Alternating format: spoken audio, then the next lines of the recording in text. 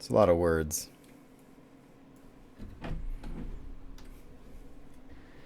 Word. Okay. Thanks, buddy. That's nice. Got nothing but love for you. I hear you. I hear you clucking, big chicken. All right, hang on a second. I'm gonna turn on the light. Cool.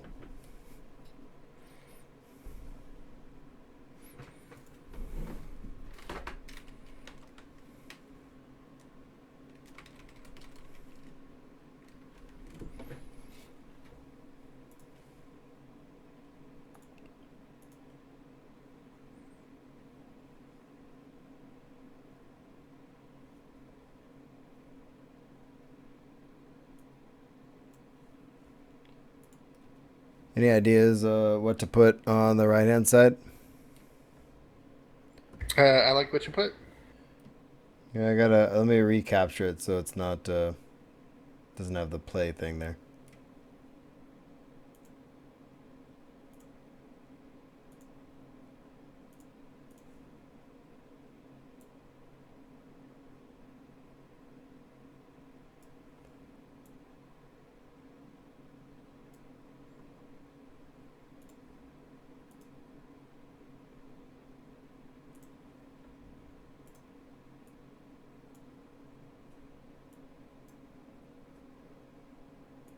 I was gonna put a picture up of what you call it. What am I trying to say? Oh, I was gonna put a picture up of the Han Solo cockpit shot. You know, Oh yeah. maybe I'll do that for Star Wars, but it's fine. That's fine for now. It looks like Steve would like to see Forces of Destiny. Oh, would he now? He just joined. Oh, better late than never. Okay, here we go. While people are filing in, hello everyone. Here we are. BB-8, hang on.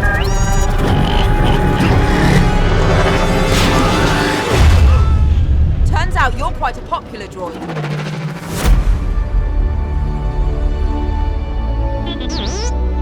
How did I find you? I'm just lucky, I guess.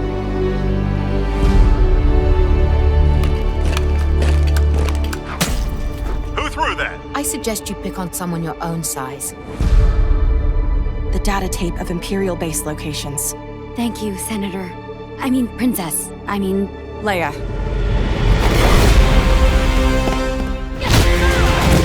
Stormtroopers. the choices we make. The actions we take.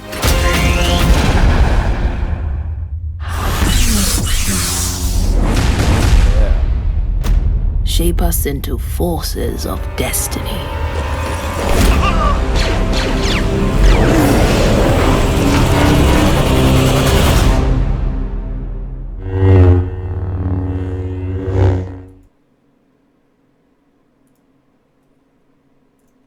Pretty sweet. Pretty sweet. I'm excited about that. Sorry, I'm talking.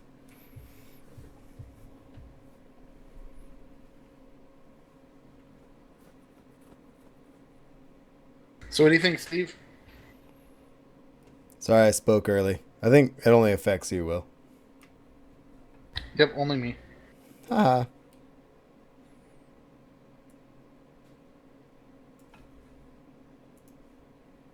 All right.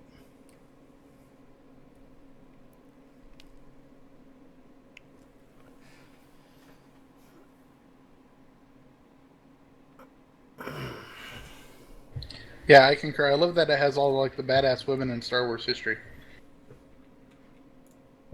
Now, if this was the way they were going to introduce Mara Jade, that would be awesome.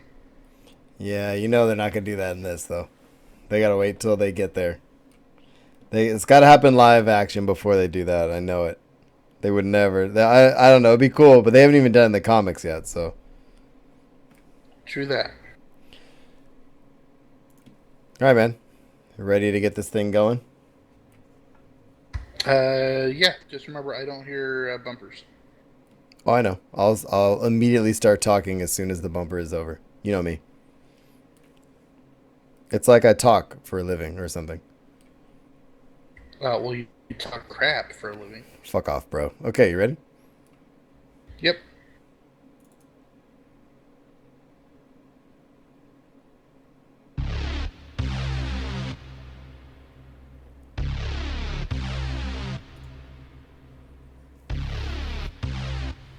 Blast came from the Death Star. That thing's operational. Dr. Banner. Now might be a really good time for you to get angry. That's my secret, Cap. I'm always angry. Hello and welcome to episode 104 of The Usual Podcast, the podcast where we discuss Star Wars The Old Republic, the Star Wars franchise, and geek and pop culture. I'm your host, Marshall, and with me, back again, is my co-host, Will. Say what's up, buddy. I am happy to be joining us for episode 104. I have no idea what that meant. It means that you're just sitting here enjoying your usual frosty beverage. What are you drinking? I am enjoying a nice Corona again. How about yourself?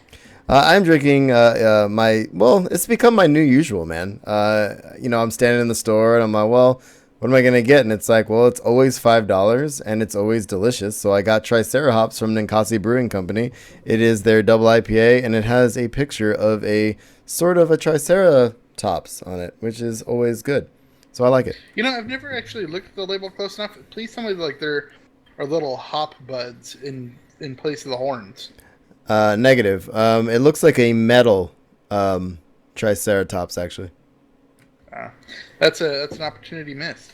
Well, you're just going to have to deal with it. So before we get started, if you have comments or questions, you can find us at theusualpodcast.com. Email us at theusualpodcast@gmail.com. And we're on Facebook, Google+, Pinterest, Instagram, Twitch, and YouTube. I'm at Darth Pops on Twitter, and Will is at I'm Will Griggs. We're on iTunes, Stitcher Radio, and Google Play. So, of course, if you find us and see us, like us and share us. Ooh, that was nice. You like that?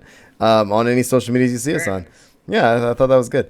And timestamps are in the show notes. If you're not a SWTOR fan, we don't have a ton of SWTOR this week, but I do have some stuff I want to talk about because I actually did some cool stuff this week. And if you're not watching live, you can jump around. We have Star Wars and pop culture as well. Ton of good stuff this week, especially if you're going to San Diego Comic-Con. We got some good news there. So anything you want to talk about before we get going, dude? Besides, chat, of course. We'll watch chat. Thanks for tuning in live, those of you that are. What's up, Steve? Yeah, absolutely. I'll watch chat, and let's just get on in it. No. What if I was serious? All right. Oh, you're going away, it looks like. Oh, okay. Goodbye. All right, here we go. I'm going to start Star Wars The Old Republic. Here we go. You want to fight? I'm ready. You do not stand against me. Instead, I will share all of this with you, if you will only kneel.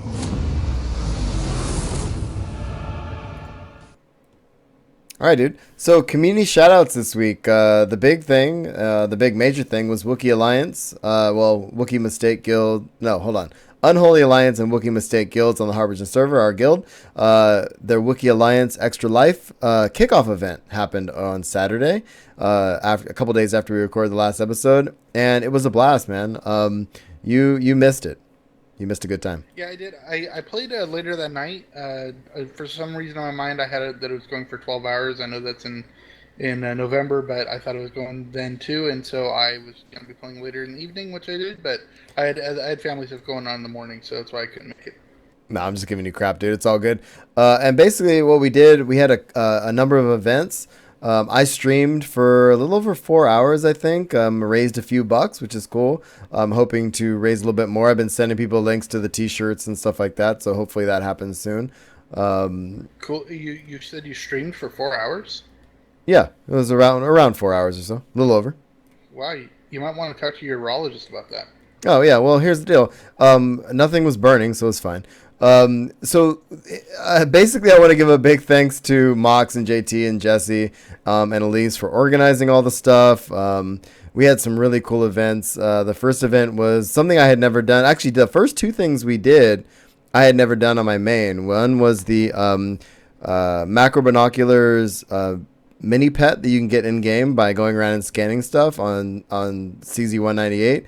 And the other one was the Fleet Datacron. For some reason, I had never gotten. and it was Right, awesome. 'cause because you need 10 people to do it. No, you need a bunch of people. So they actually basically had set that whole thing up ahead of time. So that was kind of nice. And so yeah. So there were a lot of people died. Still, I died a couple times. I fell through the cracks a few times and stuff like that. But it was a lot of fun. And then we did the Musco event, which is basically a scavenger hunt using Musco named tunes, which was pretty cool. Nice. Mine was Chiss again, and I went with because Caleron logged in, and he's one of our regulars on WOG up until the last couple months, and he hasn't been able to go because he's been working nights. And one of his things he always says is, "We're all gonna die." So I named mine "We're all gonna die." We're all gonna die, Musco. So that was awesome. So so that was a lot of fun. I lost the event. I think it was rigged, but it is what it is. But yeah, man, it's always rigged. But I can't stress enough. I'll put some links in the show notes. If you want to help Children's Miracle Network Hospitals Extra Life, that was our kickoff event just happened, but on November 4th, we'll be doing our big one. So can't wait. It's going to be fun. I'm going to stream for 12 hours that day. That's my goal. Yeah, definitely have to talk to your urologist there. Yeah, well, long time streaming, dude. Anyway, before we get out of community stuff, I want to give one at the top of the show and then at the bottom of the show. We only have a couple weeks, 2.5, 3 weeks now till Comic-Con? Something like that?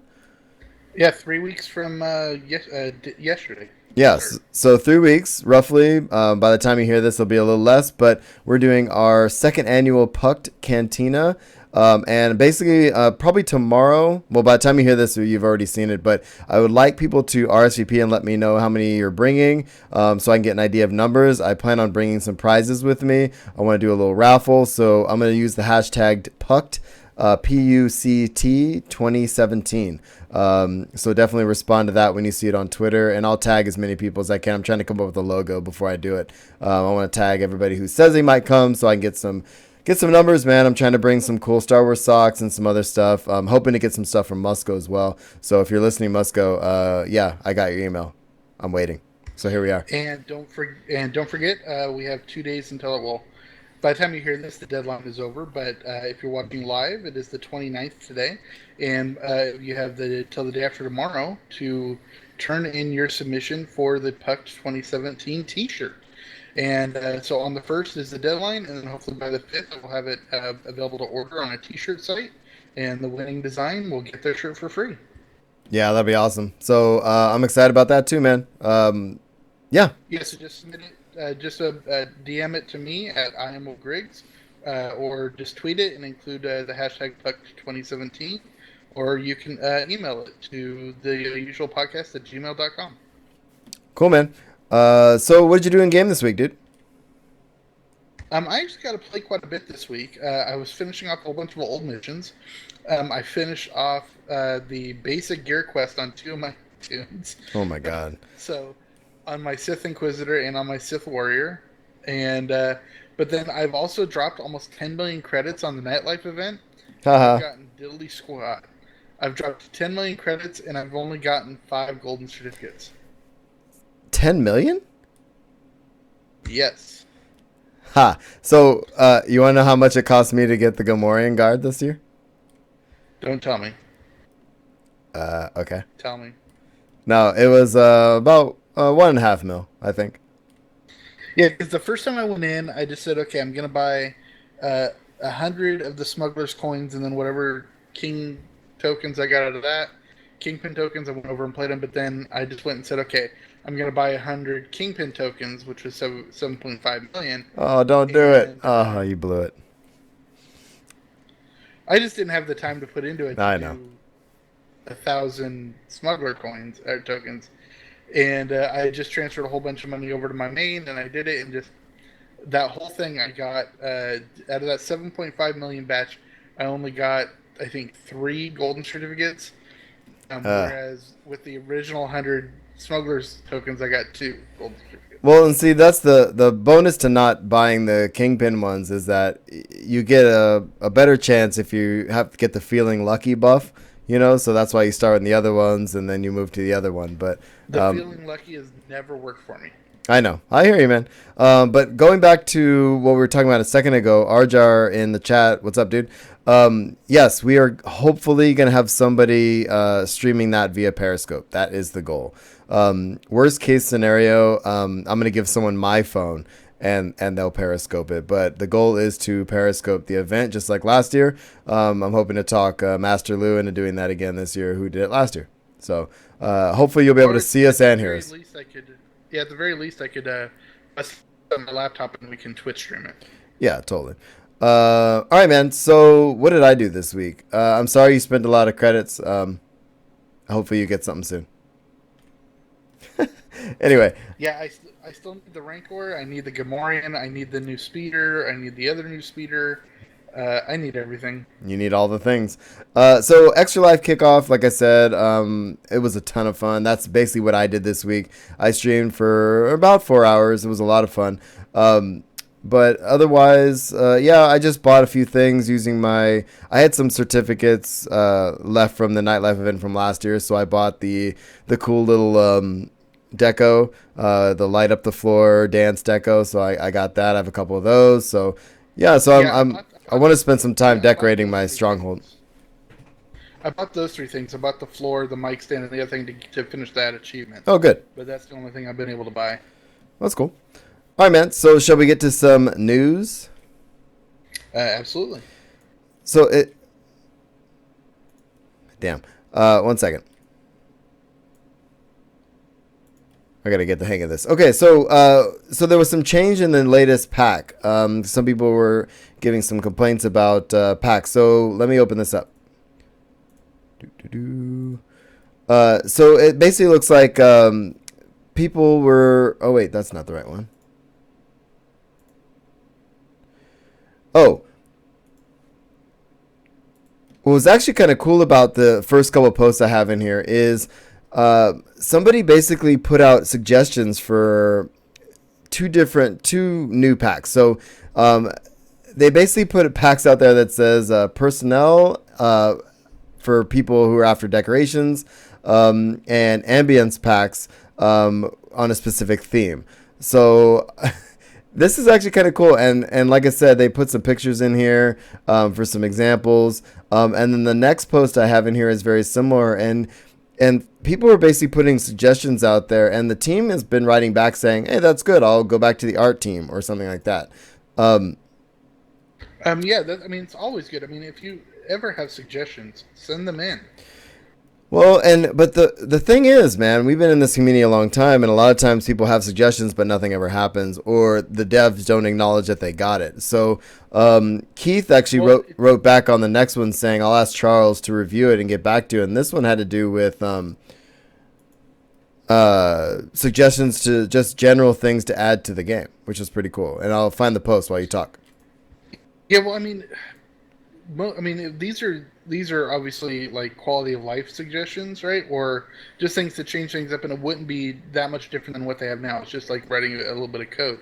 But like the main suggestions that most people have is like, it's time for more ops, or it's time for more. That's the kind of suggestions they normally get. That's not suggestions. That's just berating.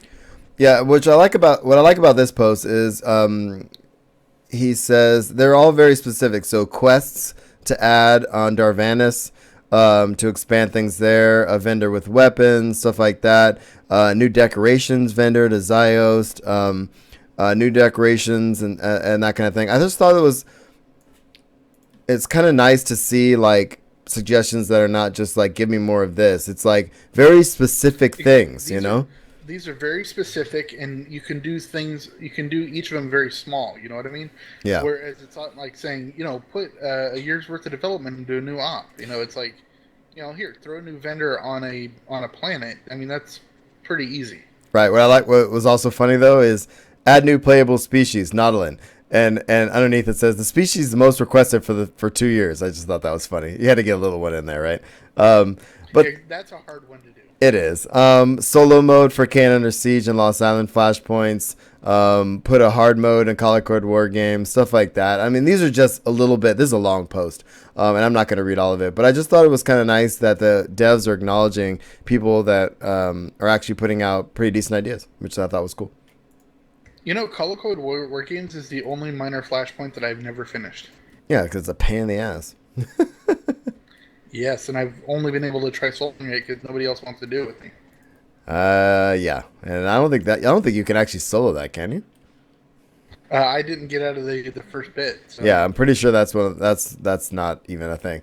All right, so there's another one here, very similar. One second, let me find the original post here. A cosmetic edition. I didn't read this one actually. Oh, player. The idea is players' codexes. It would be like a separate tab for the player codex screen where a player could have two options. First would be to write their own codex about their character, and they could include a backstory, origin, etc. And they could write their own tune story there. And the second feature would be a sub-tab where players can collect other players' stories. I think that's kind of interesting, and that would be kind of more on the RP side, which I think is cool. That's definitely more on RP side, but I don't think it would necessarily be like where the codex is now in the mission screen. I think it definitely have to be in the legacy screen. Yeah, it probably wouldn't work there, but yeah, I mean, I like that the conversations are happening and that we're talking about it, and that means like people want to just be heard, man, and that's kind of the bottom line, you know. That's a good point. All right, so let's see, what is this one about? I read all these like a week ago. These came out basically the day after we recorded last. There was some response. Remember we talked last week about Charles Boyd's story post about how feedback works? Yes. So obviously people got all worked up about it. And he said, story is personal emotional experience by design, so feelings about it run high and can be polarizing. It's impossible to change an experience like that retroactively through arguments or debates. So I'd urge everyone to be respectful, share your thoughts, and not make it about being right or wrong. So he kind of goes on as a point of clarification when I mentioned that we condensed the story based on feedback. It was not that we felt this overall story of Kotfi monthly chapter was received poorly, but it was the pacing of the story. So, and we talked about this last week where they condensed it because people didn't want to wait, but also because they didn't want to wait to get their companions, and they felt like it kind of dragged out a little bit. Yeah, I definitely understand the pacing issue because, it definitely has pacing issues. Yeah, but then they took that feedback into consideration and then changed it, which I think is important. Yep. So we're not going to cover this today. There are plenty of other podcasts, including SWTOR Escape podcast that they've been talking about this stuff as they've been coming out, but the class changes. Virulent Sniper / Dirty Fighting Gunslinger and Madness Sorcerer and Balanced Sage, those class changes have been put out there, including some back and forth a little bit with the devs about this force negative thing that has to do with the sorcerer. I didn't dive into it because class changes are not a thing I focus on very much, but there are plenty of other shows that are covering it. So I include the links in the show notes if you want to get into that conversation, but if you really care about this stuff, you probably already are. But I mean, they're going to make these changes, whether they be perceived as, a lot of people, what they're kind of saying is they're kind of taking the Nerf bat to some of this stuff, but again, like we talked about last week, they can't just bring everybody up because that's going to skew the balance of the game in general. So exactly. I've always personally thought that guns. Oh, that one got you. Yeah, sorry, it came out of nowhere. I've always personally thought that Gunslinger was a little underpowered. Yeah, the one spec is the Marksman, I think, or whatever the equivalent is. That one is still underpowered, and they're going to change that, I think. Dude, you got commas going everywhere. Yes, that's my push to talk button, and I'm trying to make sure I'm clicked in the right spot. Don't judge me. Okay, moving on. Roadmap questions, and this is still that same thread that we've been talking about for the last few weeks. Exactly. Which I think is cool. A good thing because it just means that it's an ongoing conversation, which is what they want. Indeed. So one of the things, one question is, has there ever been talk about adding some of the retired or unavailable cartel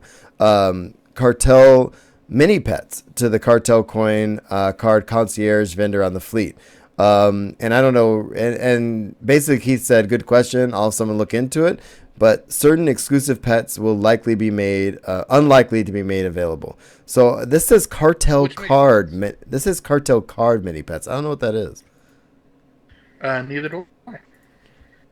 There's a link. I'm opening it up. Oh, interesting. This is oh, these were very limited time things. I think they were for the DVL event, but I'm not 100% sure. Oh, yeah. I think so. Anyway, so yeah, I doubt they'll bring those back, but you know, I mean, I'm sure if a couple years from now, they might just slap it on the GTN, or not GTN, Cartel Market. Yeah, probably.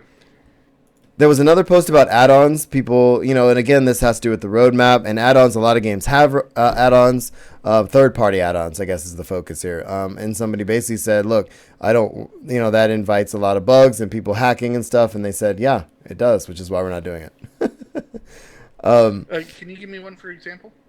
There are companies where, I don't know if WoW does it. I know that some MMOs do it to where, there's an add-on you can install into the game where it'll help you do certain things, whether it be like guild stuff or organization things or chat options, stuff like that.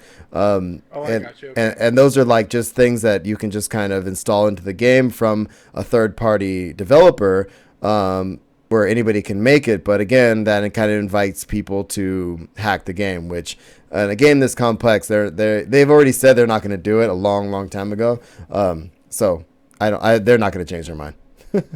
No, absolutely. That makes perfect sense. A couple last things here. One of the other roadmap questions was, obviously there was discussion of starting to work on other parts of the game, and people are like, well, the operation's not finished. Why are you diverting your production to that?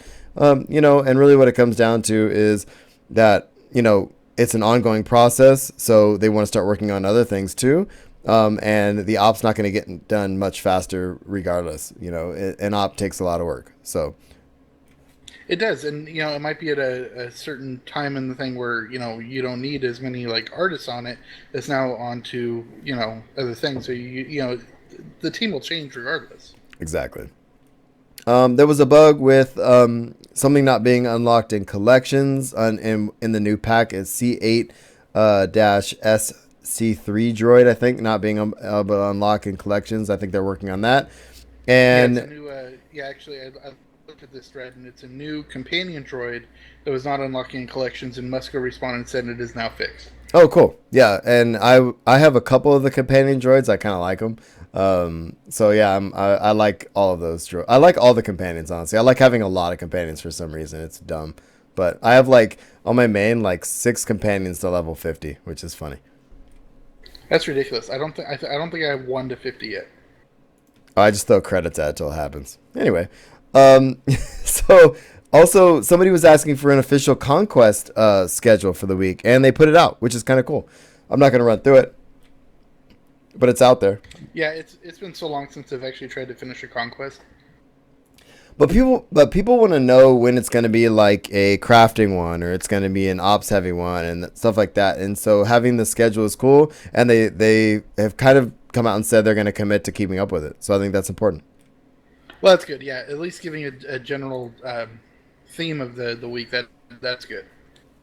Indeed. So a couple quick discussion topics. The Harbinger, I just thought this was funny. A Harbinger hamster dying this morning. And the only reason I put this in a discussion topic is because that was the morning of our Extra Life event up until an hour or so before we started. The Harbinger was failing. And that was the server we were going to do all our Extra Life stuff on. Yeah. But they came back and it was all fine. But it was just one of those things. But I just thought that was funny. And this was the Dread Warlord pack changes. And this is actually cool. I'm going to spend a minute on this because I want to talk about this. Sounds good. So with the last Cartel Market pack, we made some changes to how drops work. This is Eric Musco talking. New pack items would only contain silver or higher rating. We talked about this a few weeks ago. And the feedback they heard was pretty quickly from many of you is that due to those changes, packs didn't feel quite rewarding enough when you opened them. So going forward, the Dread Warlord pack contains some changes we hope will address the feedback. So again, this goes back to people saying this isn't working and them trying to make a change. So each pack will now contain 5 slots instead of the previous 4.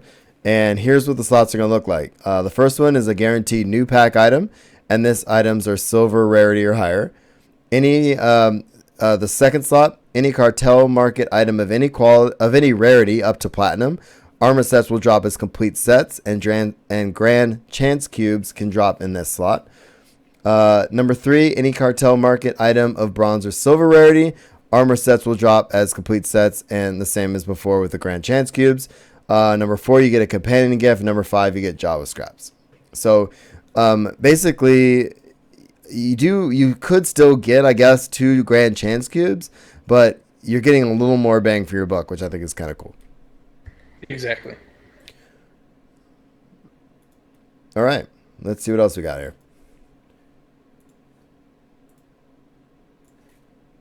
Okay, so the next thing we have release date for 5.3, and basically when they put their maintenance schedule out, they are basically saying 5.3 is coming. The fun part about this post is how they did it. Let me open this up. He said, Eric said, I'm working on getting the July schedule maintenance sticky up either today or tomorrow. And this was 2 days ago. And he said, we'll have the date for 5.3 in it. Spoiler alert, it's July 11th, which I thought was funny. So July 11th, dude, we're going to get 5.3, which is pretty cool. It's happening pretty quick. And that should be fun. So that's the same thing. And then the last thing is they opened one more discussion topic thread. And again, they keep opening these threads to keep the dialogue going with the community, which I think was really a lot different than it has been. I think they're just okay with opening the floodgates and letting people kind of just throw their stuff out there. So this discussion topic has to do with bolster changes in PvP. I didn't dive too deep into it because I don't PvP much, but if you have bolster issues, definitely check that out. And they're looking to change how that works. There has been some beef with that for some time, I know. So, I mean, I just think this on top of all the other threads and how the feedback's taken and all that, I think we're going in a really good positive feedback loop, I guess I should say, with the developers. I don't PvP as well, but it's always nice when they're at least communicating what they're thinking. Indeed. All right, man. So we are about to get to Star Wars. Anything else SWTOR-wise, community-wise, or anything else you saw out there this week? No, not at all. I'm just enjoying being able to play this summer. Oh, crap. I did forget something. There is one of the lead writers is moving on. I just thought I'd throw that out there. Really? I didn't have a link in the show notes for it. And he's not a name I recognize, but it was on Twitter, and I don't have the link right in front of me right now, but he is moving on to bigger and better things. He also worked on Anthem a little bit as well, which I think is kind of cool. But like I said, I didn't recognize the name, but I think it's just because they are just really not working on story heavily right now, and he probably had a better opportunity. I'm projecting a little bit, but you know, the gaming industry is one of those things where people move companies and move jobs quite a bit. So we wish him the best of luck. And I forgot his name sadly, but I'll bring it up at some point and we'll talk about it. So I'll talk about it next week. All right, buddy. Let's get to Star Wars. We got some pretty cool stuff this week, man. I'm excited. Let's get to the bumper. Sounds good. Let's get going. I was raised to do one thing, but I've got nothing to fight for.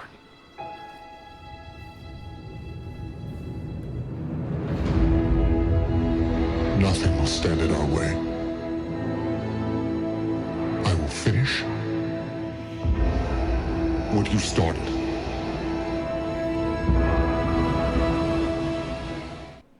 Random side note, my dad's talking shit via golf on my phone right now. So I've been playing really good. Yeah. Well, I shot 79 the other day. No, I shot 79 on Sunday, and then I went out and shot the back nine last night and shot 40, 4 over par. So that was pretty good. Anyway, I'm kind of killing it right now, but that's not Star Wars news. In Star Wars news this week, my friend, we have several discussion topics I just can't wait to talk to you about. We have Mark Hamill, obviously at the top of the list, getting his star on the Hollywood Walk of Fame, which I'm very surprised he doesn't have one already. Yeah, I agree. It's about time. Yeah, about time. And Han Solo, so this okay, So I like this post. We're going to talk about some more Han Solo drama later, but Ron Howard was talking about his initial thoughts after seeing Star Wars, and I have a post, a link here in the show notes. There was one quote I want to pull out of this here. Give me one sec. Okay. Don't judge me. All the time. Thanks, buddy. All right, so he basically said, I was so moved by the movie. I was transported by the movie. Excuse me. We literally left almost speechless. He added that the film had... Yeah, this is when you saw the original one, right? Yeah, and he said he added that the film had such an impact on him, the two immediately got in line again, only to wait 90 minutes for the second round.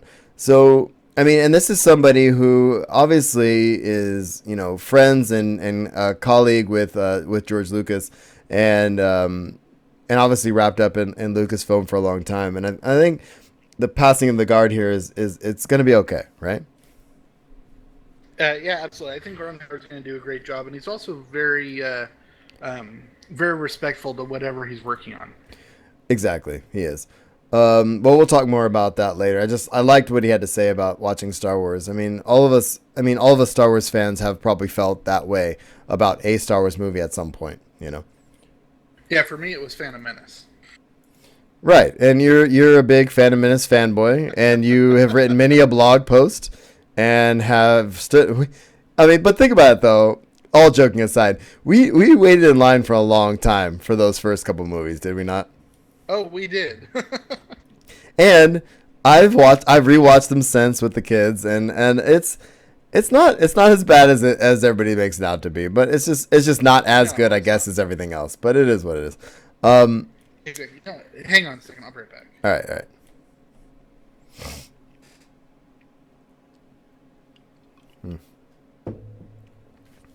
Well, while he's gone, how we doing? Chat room, you with me? Bueller, hello. Anybody else drinking any beverages?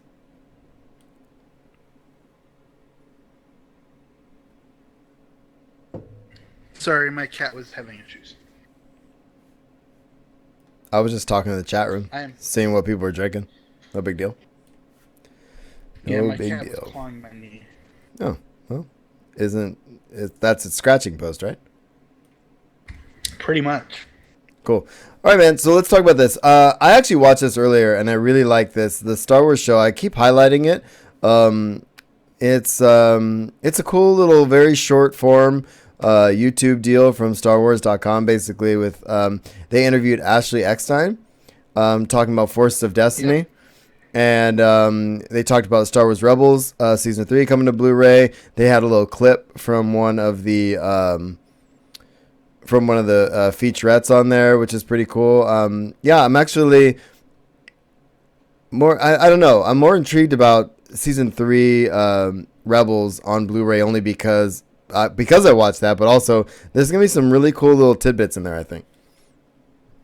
Yeah, I think so too, especially since, you know, they've already announced that 4 is going to be the last season, so you know they're going to be having some behind-the-scenes stuff about that coming up. Indeed. So what do you got here about the Saturn Awards, my friend? Well, the Saturn Awards were last night, and as most people know, it's a genre-specific movie awards show, or pop culture awards show, and they've been around for quite a while. But Star Wars won a couple. Was the winner for Best Animated TV Show. And Rogue One won 3 awards. It won Best Sci-Fi Film, Best Sci-Fi Film Director, and Best Visual Effects. Oh, that's awesome, dude. That's really cool. Yeah, so that's it's good that they're still picking up some hardware. Yeah, absolutely. This next one's kind of big news. We talked about this months ago about the George Lucas Museum. And the issues around that. Chicago, then it was San Francisco, then it was back to Chicago, then it was LA for a little bit, then San Francisco, and so where's it ended up? It's going to end up in LA. LA City Council approved the plans for the museum, so that's where it's going to make its home, which is pretty cool. Yeah, I think it makes sense. I mean, it's Hollywood. I mean, San Francisco would also make sense, but it really wouldn't in San Francisco. Marin would make more sense, but it has to be in LA. Yeah, I was thinking that too. I was like, well, the Bay Area does, especially Marin, makes a lot more sense because considering that's where he is. But it's Los Angeles, it's Hollywood. You know, people are going down there for Disneyland and stuff already. You might as well. That makes a lot more sense to me. So Exactly. the next story I threw in just for giggles. So George Lucas went out to dinner, I guess, and got hounded by some autograph hunters, right? And he signed a couple of them, I guess, but somebody was filming him, and he said, you know, they just need to get a job. They're just in it to make money, which I thought was kind of funny because he's right. I mean, he basically said they're not fans. You know, the people that see someone like George Lucas and they're not like, gosh, you know, you and me, there's not a chance I would sell that autograph, especially if it was like for $200 or whatever it's going for, right? But if I got George Lucas's signature, it'd be up on my wall above my computer so I can look at it every day. You know what I mean? Absolutely. So, and so he's kind of talking smack about him, but at the same time, I don't think he minds doing stuff like that, if they're for fans, not just people trying to, you know, get it on eBay. Yeah, and there's also more respect. I mean, when someone's eating dinner, don't interrupt. I mean, if you see them and they're like walking on the street or something, you know, something where it's something innocuous like that, that's a little bit different. But the most respectful way is to go through the publicist and just write them a letter. Yeah, and a lot of these signatures, I don't know if Lucas is on this, but you know, our friend Josh, he writes letters to people. His classroom is a history teacher, and his classroom is littered with autographs from astronauts and movie stars and musicians and stuff because he just wrote them a letter and they sent it back, you know. Exactly. And also, like, you don't ask people, I mean, like, especially at, like, Comic-Con, you don't ask people for autographs there because, you know, if they were going to be there to sign autographs, they'd be up in the autograph pavilion. But on the other hand, you have somebody awesome like Nathan Fillion, who 1 year, a few years ago, understood that people wanted autographs and he just didn't have time to stop. So he actually made these pre-made cards. Oh, that's awesome. That looked like business cards. And he pre-wrote them, and they all had like a signature on the inside, and it said, "It was wonderful to meet you." That's so sweet. Like he says, "I'm in touch with you, but here you go." And he was able to hand them out to the people that stopped him. Yeah, and I think that has the forethought involved to where it's like, I know I don't have time to give you the attention you need, but here I thought about this ahead of time, so this is for you, kind of thing. I think that's cool. You can tell that somebody with a lot of con experience. Exactly. Should we get to some Last Jedi news, dude? Always. Last Jedi is going to wrap post-production soon, which, I mean, obviously needs to happen pretty quick, right? Yeah, usually you get post-production to wrap up about the time that the TV spots start coming out, and that's about what should be happening this coming month, so... Yeah. So that's good. I'm looking forward to that, and I think at D23 we should get the last trailer, from what I understand. Yeah, the last major trailer should come out at D23. Yeah, and I cannot wait for that. Adam Driver says The Last Jedi creates new rules for the franchise. And now this is one of those pieces where I threw in here because it's not a lot, but it's actually kind of interesting. Let me open this up. There was one quote I wanted to pull from this.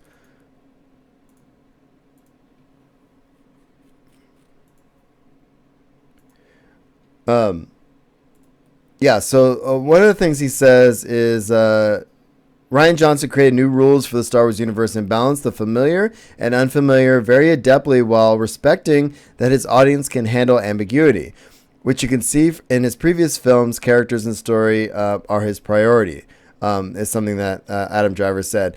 What's interesting is he's kind of alluding to the fact that there may or may not be gray. They probably won't call it Gray Jedi, but we know what's going on with Luke and Rey, sort of, you know, and he has that quote, "It's time for the Jedi to end." So the reason I put this in here, I was thinking, do you think that they're going to go the Gray Jedi route? I was actually talking with somebody about this last week because somebody's asked me kind of a little bit about The Last Jedi, and I didn't want to give away any spoilers, so I kind of said what I thought was going to happen. It's like, I just think Luke is going towards a Force neutral aspect of the Force, right? But what I think Adam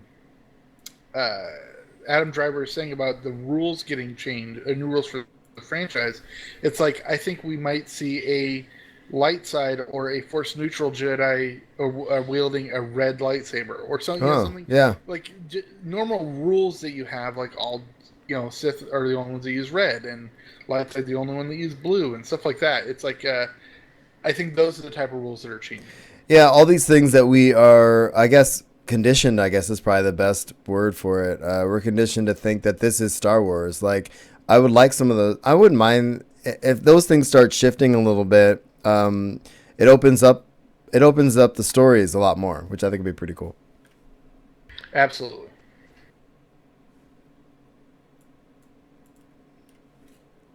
All right, so the next thing we got here is, oh, there it is. Sorry, 1 second. So we're in Han Solo now, okay, and we're gonna touch on a little bit of last week's Han Solo drama with the shifting of directors, right? Edgar Wright, apparently, he was on the short list, I suppose, of people to take over for Han Solo. What he said was really interesting, and let me open this up. Actually, I have a couple of thoughts on this. So So one of the things he said, Edgar Wright told Digital Spy that he would never have done it. Obviously, he would have declined it because those guys are friends, Phil Lord and Chris Miller. And he says, no, they're friends of mine. I would never do that. Also, having been in that situation myself, the idea of finishing someone else's movie is not something I would do on an ethical level. So, thoughts on that? Yeah, I mean, I think that's a good way out for him to say it, that it's because of friends and stuff, but I honestly think it's his style, right? Because Edgar Wright is like a mainstream independent person, right? Mm-hmm. Even things that he does that are series, like the Three Flavors Cornetto trilogy that he did with Simon Pegg and Nick Frost. So, Hot Fuzz and Shaun of the Dead, right? And, okay. The World's End. Yep. They were all from his mind, him and Simon Pegg's mind. And then he just came out with Baby Driver. He's done other stuff, but you got to remember he was originally signed on to do Ant-Man. Right. I just think working for Marvel or Lucasfilm would put him in too much of a box. And he likes to say, okay, well, I'm taking, like, for example, Baby Driver is coming out this week or tomorrow, and it's basically a heist film, but he's uber stylized with it, and he changes it so it's not just a heist film. Right. And I think he would be just too hemmed in by working for a major corporation that has long-term ideals. Interesting. Yeah, I think you're right there, man. I think we're kind of, and we're getting to a point here. I have an article at the end here that I think kind of sums up this whole Han Solo debacle, but let's continue going forward here. So, Ron Howard basically tweeted, "I'm beyond grateful to add my voice to the Star Wars universe after being a fan since, 5/25/77. And I hope to honor the great work already done and help deliver on the promise of a Han Solo film." Obviously, he wouldn't say much different than that, but at the same time, because of what we've been talking about already, I think it's gonna be okay because Ron Howard's at the helm, right? Yeah, exactly. And as I said with Edgar Wright, that he's such a style, he has such an individual style. Ron Howard grew up in Hollywood, so he knew he knew very young that he wanted to be a director. So he learned at the knee of George Lucas and Coppola. No, Marshall, Frank Marshall. Oh, okay, there we go. And all these people, and Peggy Marshall, and all these people that started before him, that has such a wide skill set when it comes to directing that he can fit into anything, and so he actually, it's like to kind of say Edgar Wright has like a specific toolbox, and so he plays well in certain toolkits, right? Yeah. Whereas Ron Howard has a huge toolbox, so he can be in any shop. That makes sense. So there was also some stuff around Alden Ehrenreich's performance in the film as well. I don't know if did you catch wind of any of this? I've kind of tried to steer away from this. I mean, honestly, just because Alden Ehrenreich wasn't my first choice. Right. So I just kind of didn't want to hear of any drama with it. I just wanted to wait until the movie came out and I could, judge his performance then. Because at this point, they're not going to... I mean, it's very, very rare that you change up, especially this late in filming. I mean, the big one that you can think of is when Eric Stoltz was pulled out of Back to the Future and replaced with Michael J. Fox. Uh-huh. That was only after like 3 weeks. This has been 3 months into shooting, and so it's much different. Yeah, and I think the talk is not necessarily to replace him, but I think on the heels of replacing the directors and maybe the tone of the film is changing a bit. There's reports, I guess, of him getting Lucasfilm decided to bring in an acting coach, which is not terribly unusual, but I think, like what you said, this late in the game, it is a little unusual. Yeah, it's definitely a little bit unusual. It also could be that maybe he doesn't pull off Lord Miller's type of comedy, and so that's why he was looking uncomfortable in any dailies, whereas now Ron Howard might actually be able to bring out his performance. Yeah, that's a good point, too. All right, so let's get to the last couple things. I want to let go of the Han Solo drama here pretty quick here. There's a loophole, I guess, that means we might get a director's cut from what it originally was, only because, let me see if I can get the times right. Hold on one second. And this isn't unheard of. I mean, I want to say it was almost 10 years ago, Exorcist was doing a movie, and they really didn't like the original cut. And so they actually brought in a new director, and he reshot the entire film. And so you had 2 different Exorcist films that came out within 12 months of each other that were the same premise, but totally different films. And they were able to release both versions, and even though they were done, so you know what I mean? It's I do. Very rare, but that sort of thing does happen. Yeah, so basically what this says is because their dismissal from the film is so late, they may be able to exercise a little known loophole in the rules established by the Directors Guild of America, a union that protects directors' rights on film production, that states that a director who is replaced after directing 90% but less than 100% of the scheduled principal photography of any motion picture shall be the director of the film, entitled to all the post-production creative rights set forth. So that means we could possibly maybe sort of get a director's cut of those guys' film, maybe? Yeah, exactly. And I with The Exorcist, they were needing money, so I understand why they would have done 2 different versions like that. Right. This is a little bit different, and it's not something so similar like doing Logan and Logan Noir. I think it would be very, very unlikely that it happens, just because Lucasfilm wouldn't want to mess with canon regularities. No, I have no doubt. I mean, I don't think there's any chance of it actually happening, but it'd be really interesting to see it pop up later, maybe, or something. I don't know. Yeah, if they were to release it as like a non-canon special thing on a 20th anniversary Blu-ray or something, or whatever it is then, that I can possibly understand, where it would be something that is like hidden in dark corners, like the Christmas special. Yeah, indeed. So real quick, before we get out of the Han Solo stuff, the Disney CEO actually came out and talked about, and this is Bob Iger, obviously, and he says he was talking to TMZ, and they're like, "Oh my God, is it doomed?" And he's all, "First of all, we have a great cast, we have a great script, and we have a great director. It's gonna be fine. I'm very excited." Which, of course, he's gonna say that no matter what. And he denied, what is this? He says, Ron Howard is stepping in. Oh, this was before Ron Howard took over. And he says, at Lucasfilm, we believe the highest goal of each film is to delight, carrying forward the spirit of the saga that George Lucas began 40 years ago. And that was Kathleen Kennedy. So, yeah, it's interesting. I just think people are jumping the gun a bit. And they've already had to put in at least 100 to 150 million into this. They're not going to scrap it.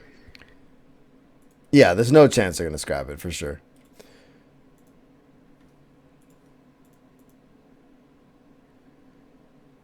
Okay, so speaking of, there's apparently a sizzle reel out there, and the Disney execs are pretty stoked about it.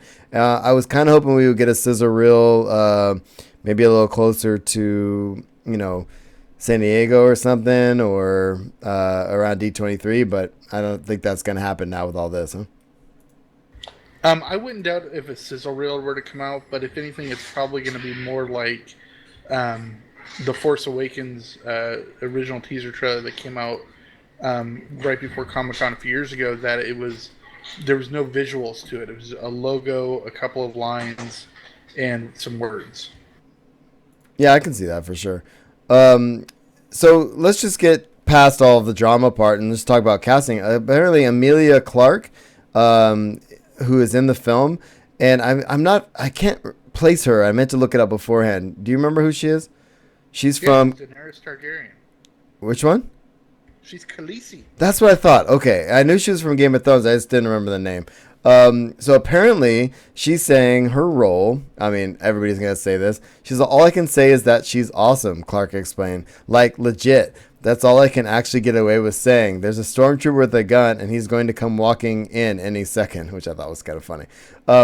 So I can't wait to see her in this movie. To be honest with you, Yeah, I love we her. just know she's going to be a badass character.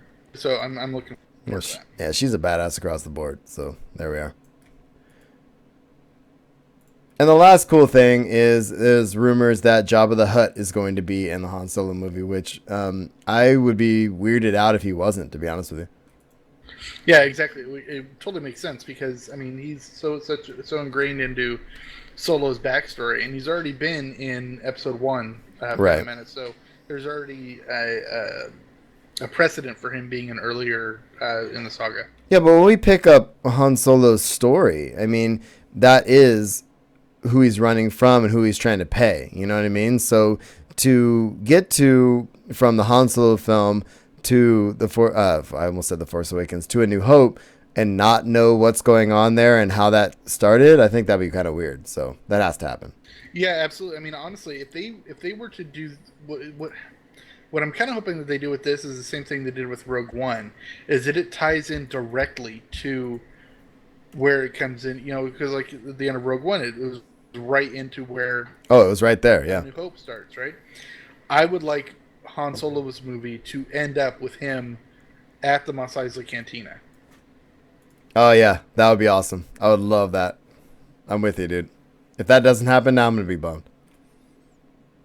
Yeah, and like the funny thing is, like you could do that where he's sitting there, and like you might have double standing in, so you might see like just people stand-ins for Obi-Wan and Luke at the bar, and Greedo sits down, and that's the end of the movie. Ah, that would be awesome, dude. I would love to see that.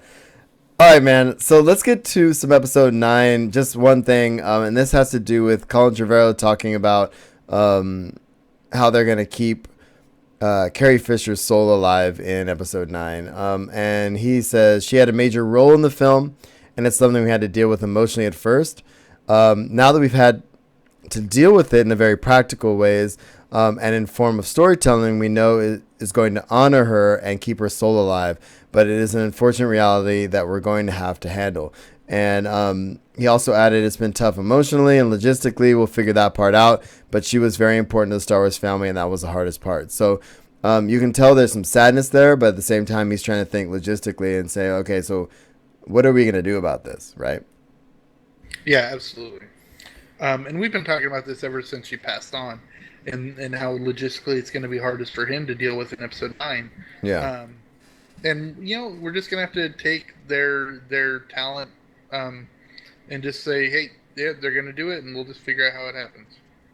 Yeah, exactly. So let's move on to some animated TV stuff. Force of Destiny, which we talked about in trailer time today. We watched the trailer for that. Actually, we watched it right at the beginning of this segment too, so you can catch it on Twitch or YouTube. And so we've got this is happening next week. What is the 3rd of July, I think, on YouTube. It's going to be on the 6th on YouTube and the 9th on Disney. That's right. Okay. Yeah, so it's Force of Destiny, and this has to do with the heroines of the Star Wars universe. Yeah, so is this the new one that the Filoni's doing, or is this something separate? You know, I'm not 100% sure who's show running this, to be honest with you. But this has to do... This is the trailer we just watched, so I don't know. Let me open this up and see who's running this. Because that's a good point. I didn't think about if it was Filoni or not. Let's see. It's got everybody's voices. Tia Serkar, Felicity Jones, Lupita Nyong'o, Daisy Ridley, etc. It's going to be on the Disney Channel, YouTube on the 3rd. And then, yeah, July 3rd on YouTube. 3rd, yeah. And then July 9th on the Disney Channel. Maz Kanata's going to narrate it. Let's see if we could find out who the showrunners are. I didn't even look into this. 2-part TV, blah, blah, blah. Doesn't say who's running this one. At least not from this article. Look it up. Hang on. Yeah, you'll find out. I'm going to move on to the next one. But yeah, I'm excited about this. My kids are going to love this one, dude. They love every single one of these women, and it's going to be a lot of fun to watch an animated series that's focused on them, which I think is neat, you know? Yeah, absolutely. All right, gaming news. Visceral Star Wars game gets even more detail, a little more detail. Not a lot, but this is the one that came off of... that we thought we were going to get something about on E3, but didn't. And when 1313 got canceled. Right.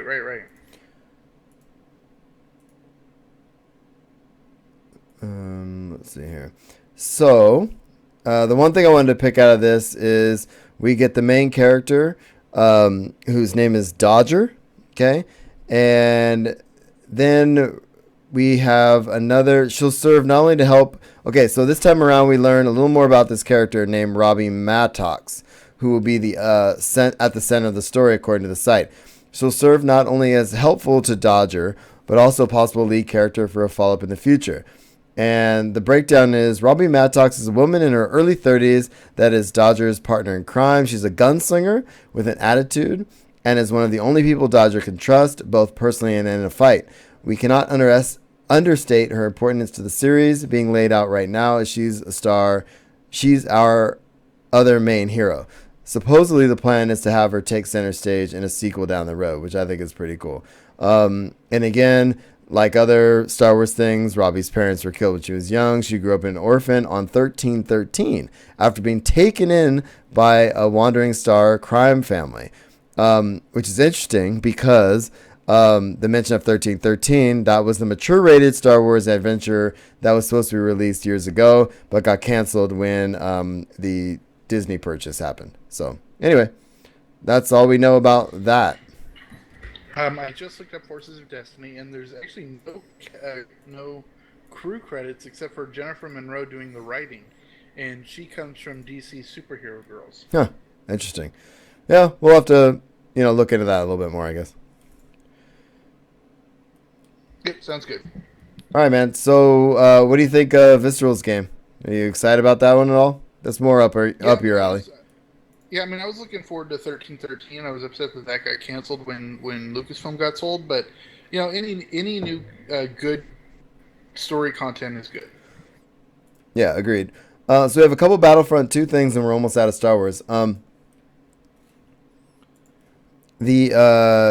Apparently the protagonist in the new novel saw both Death Stars explode, which I thought was kind of cool. I'm looking forward to reading that book. I'm reading a lot of books right now, so I'm excited about that. And then there's some details, and I'm not going to dive into it today, but there's some Battlefront 2 details on microtransactions and customizations and stuff, and I have a link in the show notes to that. I'd like to talk about that more next week when we have a little more time. Well, actually not next week. It'll be the week after next, which I meant to talk about at the top of the show because I will not be here next week. Moving on. Cool. All right, so merchandise. I put the San Diego Comic-Con exclusives in here this week. And the main reason being is because they're Comic-Con exclusives and they're amazing. The first one is from actualstarwars.com. And, oh man, some of the stuff is cool. Actually, most of the stuff I was going to talk about later is in here. There's some socks. There is some pins, which is why I put this in here because I know you like pins. And some wallets. Yes, I do. Wallets and backpacks and stuff like that. So, all of this stuff is going to be coming up at Comic-Con, which is cool. Yeah, this is very cool, and I love the special edition book cover of Inferno Squad they have. Yeah, exactly. And this is actually here. Let me see if I can throw this over here real quick. Oh yeah, that works out well. Okay, so this is actually STCC unofficial blogs post Hallmark has some cool stuff, and some of it is what we just saw. So here's a couple of the pins, which is pretty cool. And then they're going to have some buttons at the booth as well, which are pretty sweet. And then a bunch of other stuff too that's not Star Wars related. So I knew you liked the pins. I like those kind of 8-bit kind of style. I think that's cool. Yeah, that's actually the Hallmark set that looks like the 8-bit stuff is actually called PXL8. So it spells pixelate. Ah, nice. That's awesome. And also, it looks like Her Universe is going to be having a booth at Comic-Con too. And there's going to be an AT-AT raincoat, a classic athletic pullover, and the Star Wars Classic Skywalker ringer tee. Nice. You're breaking up a little bit. Hopefully we can get it on the back end. But Also, there's going to be a Nixon Boba Fett limited edition watch for $2,500. yeah, that watch. I didn't even mention the watch because, I mean, who has $2,500? But, I mean, if you do, it looks cool. Please buy that watch and give it to me. So, Zen, welcome, dude. What's up? Yeah, I think we kind of thought Filoni was doing Force of Destiny as well, but I mean, you were at Celebration, so if they said it, I'll take your word for it, man, for sure. I kind of does anybody else want me to kind of leave these little guys up there? That's be kind of nice. Yeah, leave them. They're adorable. Okay, let's get to our usual roundup, man. And we got a ton of stuff to talk about this week. It'll all go pretty quick, but yeah, it's one of those weeks. A lot of news. I can't imagine any kind of future where I'm a hero. Well, you're not. In the future, none of you are heroes. You're legends.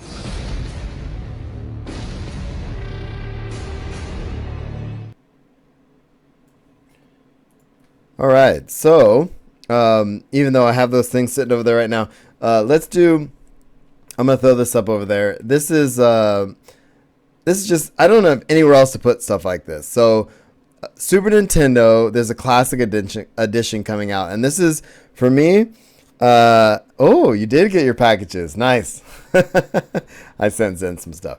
So Super Nintendo Classic Edition is coming out in September, and this makes me happy because this is the only system I don't have anymore, because when I moved out of the house, for some reason, I'm not bitter about it at all, my mom decided to just give it to the neighbor boy. And when I came back home, I was like, oh, can I get my Super Nintendo? I want to play some, Street Fighter and stuff. And she's like, oh, I gave it to the neighbor boy. I was like, that's stupid. Why would you do that? So, but I mean, I have my Genesis, my original Nintendo. I have like every system I've ever owned. But anyway, so this is happening. Let me throw this up over here. It'd be cool.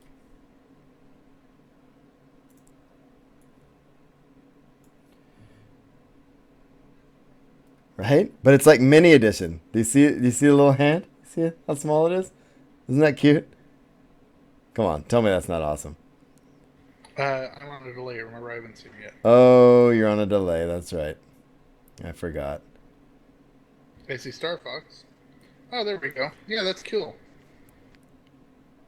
And then I did a lot of scrolling, so that's not going to help you. Thing's tiny. It's so adorable. I want it so bad. Buy it for me. Is that the original Mario Kart? Yeah. Isn't that awesome? That is cool. Anyway. All right, next. What do we have here? All right, so let's talk about this for a minute. Geek and Sundry is near and dear to our hearts, of course. And so there's this, it's called Sagas of Sundry, Dread. The reason I'm highlighting this is because Darren DePaul, our favorite person in the world, is hosting this thing. And it's 60 seconds of him introducing this. It's absolutely phenomenal. I should have put it in trailer time, but and this is one of those exclusive things to Geek and Sundry's subscription deal, and it's called Team Alpha, and they're running a 60. Alpha's their subscription. Yeah, Good. Alpha's their subscription service that they do with Smart Girls and a couple other things. Yeah, and I'm thinking about doing it, and actually the deadline is tomorrow. By the time you hear this, it'll be too late. Hopefully you're listening live. But yeah, it was a 60-day free trial, and I think it's piggybacking on this one launching. The intro is pretty darn cool, actually. Let me open this up real quick. I'm thinking about doing it just because it's badass, right? Yeah, well, remember last year at Comic-Con when after we saw the interview for Yoga Hosers before the movie, I subscribed to the Screen Junkies. Right. They put out so much good content, so it's something similar to that, I'm sure. Yeah, exactly. I'm just gonna play like just 5 seconds of this, so just because Darren DePaul's voice is amazing. Any SWTOR fans in the crowd, you're gonna know. I interrupt your viewing to deliver a message. Something is coming. A macabre story that will reach through your screen like a great snake and grab a hold of you and slowly, slowly, slowly consume you until the imagined shell of your safety is cracked. Right? Right? How crazy is that, right? Anyway. Oh, sorry. Your delay.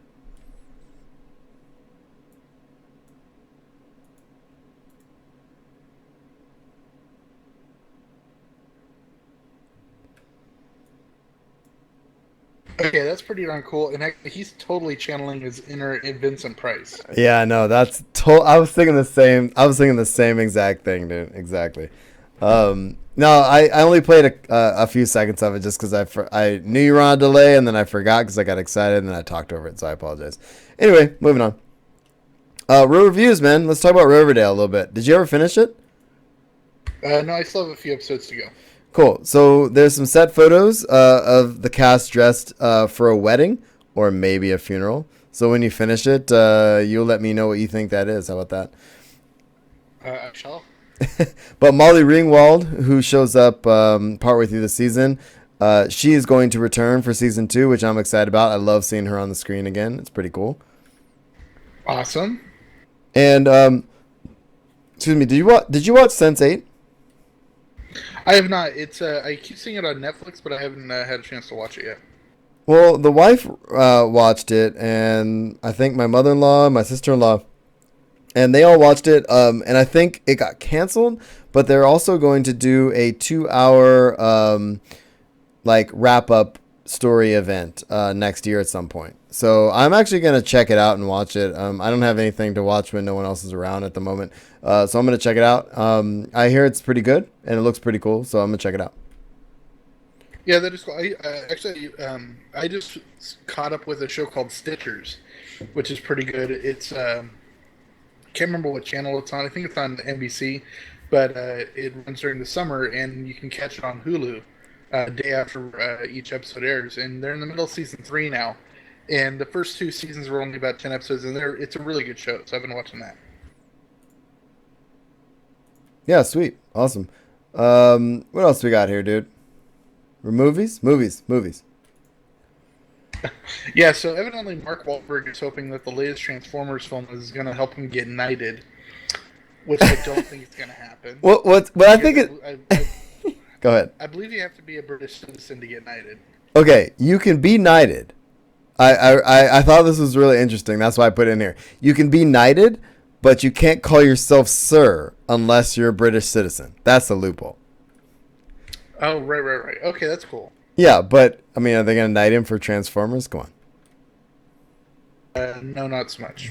I just thought that was funny. I would love to see Sir Mark Wahlberg, but you can't call him Sir Mark Wahlberg. I think that's cool. And Bob Hawke, who is instrumental in helping Kevin Smith do what he is now doing. There's a film called Film Hawk, and it's on iTunes now. And Kevin Smith tweeted it. I might check it out. I love documentaries, of course, but and this has to do with the great career that Bob Hawke had. So I think that's pretty cool. Awesome. I'll definitely check that out. And this was the last little piece of movie news that is this why it's taking so long maybe? But Avatar, the sequels might be 3D without 3D glasses. I don't know anymore. Are we over it? Are we done? But James Cameron just reminded me way too much of George Lucas. It's like, just put out good work. Yeah. Technology can, it doesn't always have to be the end all be all. But the problem with this idea is that that's fine, but if you don't, like, for example, in Fort Bragg, this little town we live in, if you don't have the right projector, you're not going to get that effect, right? So he's trying to do something that the technology isn't there yet. So it's just a problem across the board, I think. I don't know. Just put the damn movie out so that your Pandora Land or whatever gets some love and people understand why that's happening in the first place. It's been so long since Avatar. Exactly. I completely agree with that. Yeah, right. All right, man. So let's get to Universal stuff, and we got a ton of little things here, but just stuff that we're gonna bounce through. So let's start with oops. The first one there, actually, I talked about last week. Oh, nifty.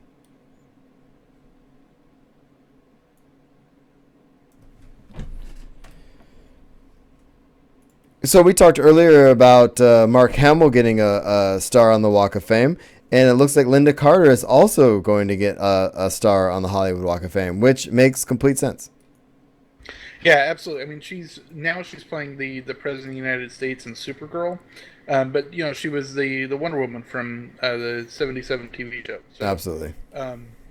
So she's fantastic. She's a great actress. Well, and also with the success of Wonder Woman and everything else, it's time to give her give her the due that she deserves.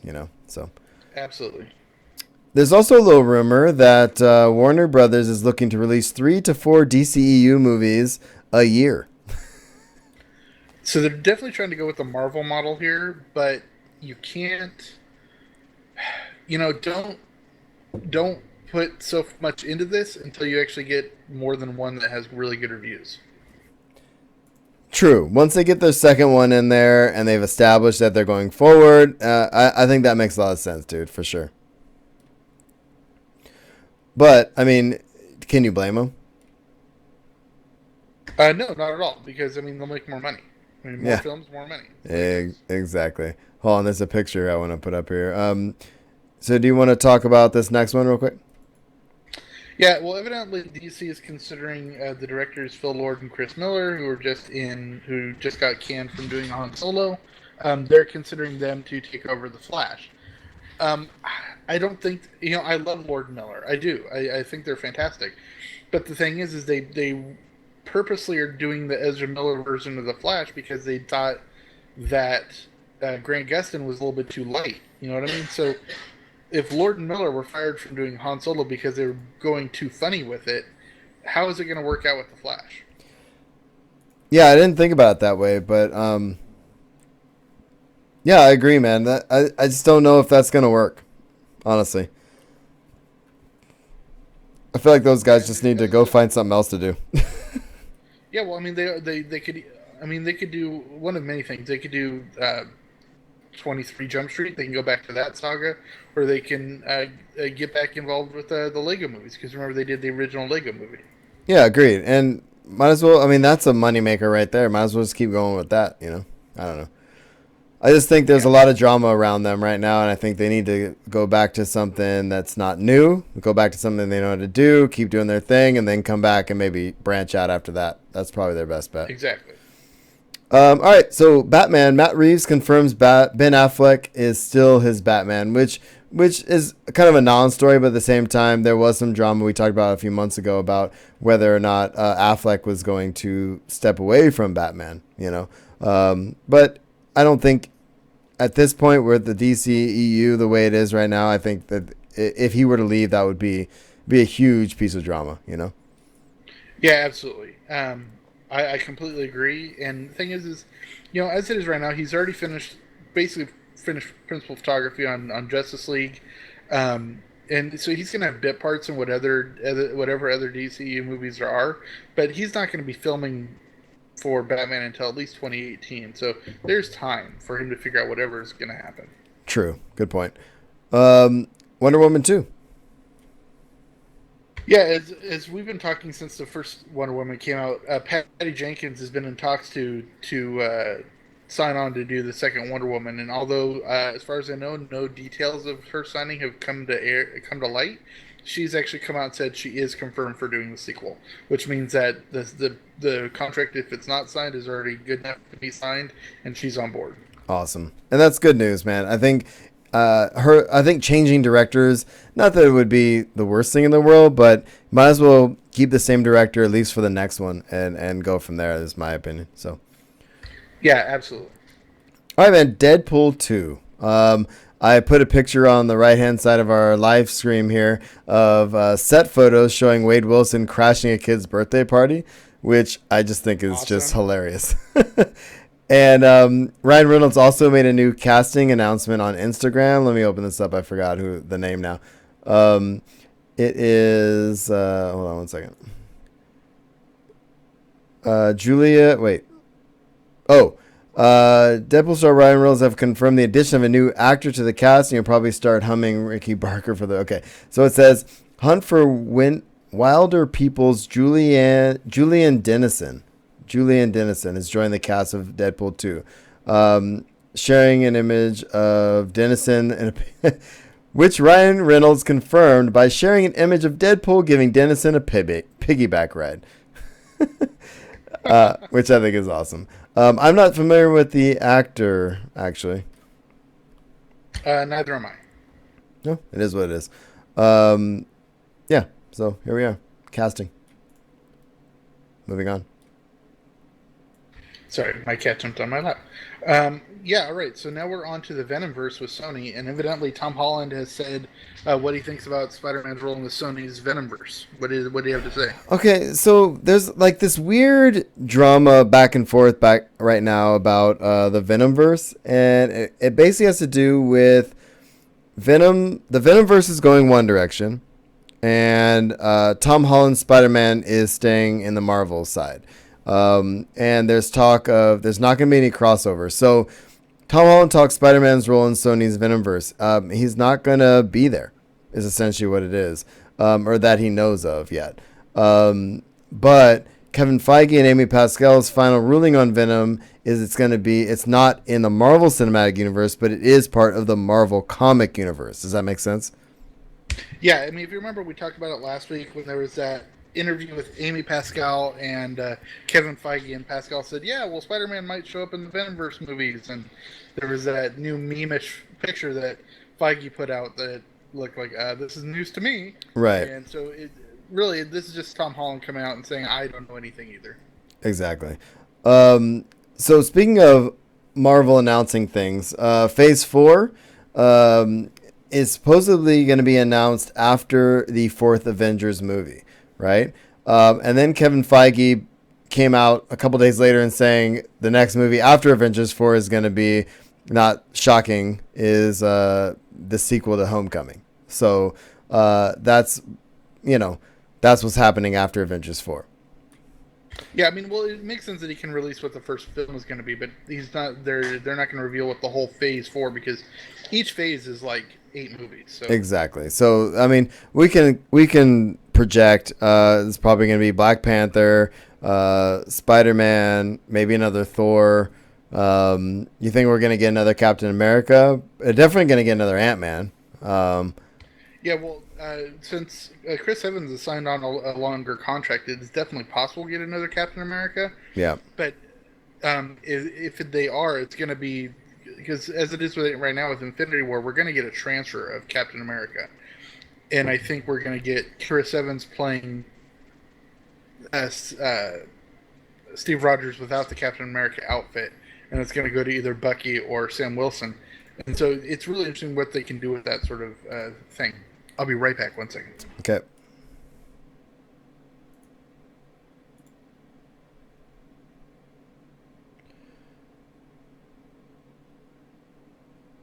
Sorry, my cat was doing something weird. It's all right. Cat issues. I am very excited about this next one. Yeah, me too, man. So Nathan Fillion, who we all love, and he basically said that This is interesting. He said the actor was going to have a quick appearance. Okay, so I didn't realize this. He's been in every one of James Gunn's movies, including a minor cameo in the first Guardians of the Galaxy. I have no memory of who he was in that movie. Do you? I seem to remember seeing him, but I don't remember what he was. Okay, I'm going to have to rewatch it. I've seen it a lot of times. But anyway, and the actor was going to have a quick appearance in the latest movie as a popular Avenger from the comic books, but Gunn revealed they had to cut it from the final edit. Okay?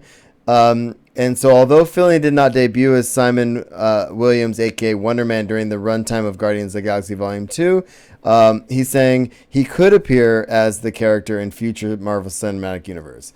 He's not going to give up hope, essentially. He is the perfect actor to play Wonder Man, because Wonder Man is very self-confident, cocksure, and he's like an actor. But honestly, it's like his character from Dr. Horrible sing-along blog. Oh, okay, yeah, but not stupid. Right. No, and I would love to see him in the cinematic universe for sure. So I love Nathan Fillion a lot. And honestly, I think he's perfect to play Wonder Man. Good. Yeah, I hope it happens for sure. James Gunn also, he denied rumors about the new Howard the Duck movie. And the only reason I think this is even a thing is because you have that post-credit sequence, right?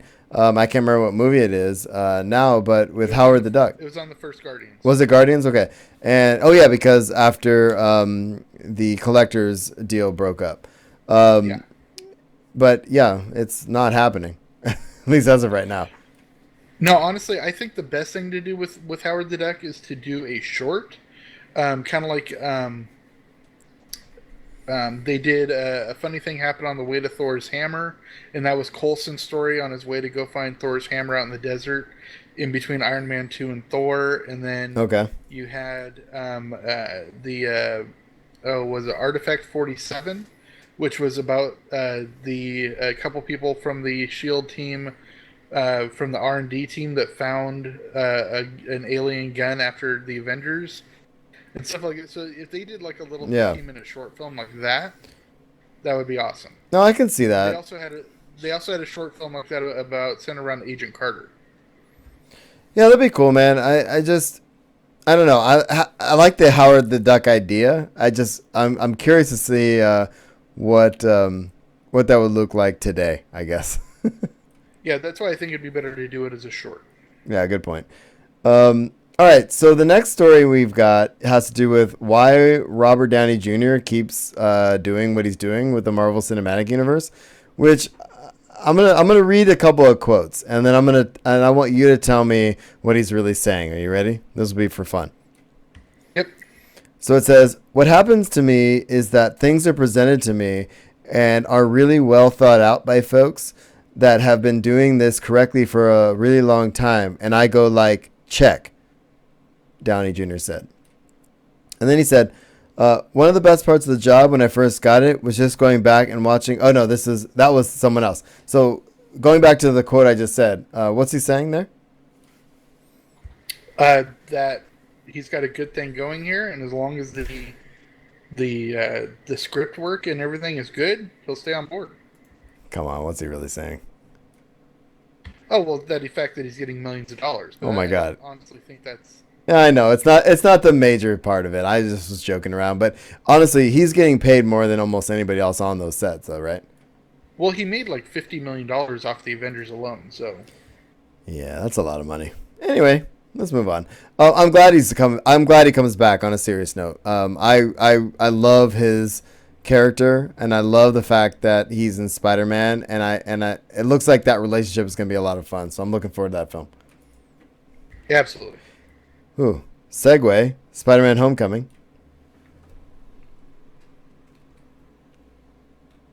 Sorry, I had commas going there. What do we got, Spider-Man Homecoming wise?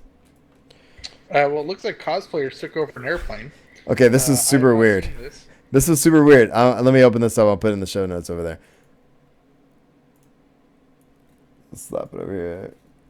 It's a pretty cool picture. Check this out. Mute this tab. Okay, check this out. Oops.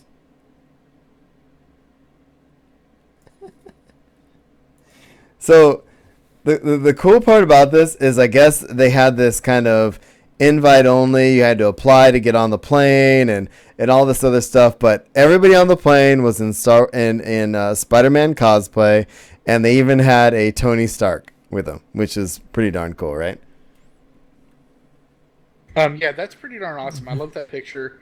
I would just love to see the TSA line though, where they make everybody take off their right. I just think it's I don't know. This had to be arranged ahead of time because this is I don't even know where they were going. This is somewhere in I think Japan, I want to say, but I can't remember. But it was pretty darn cool. I think this is neat. Yeah, that's pretty funny.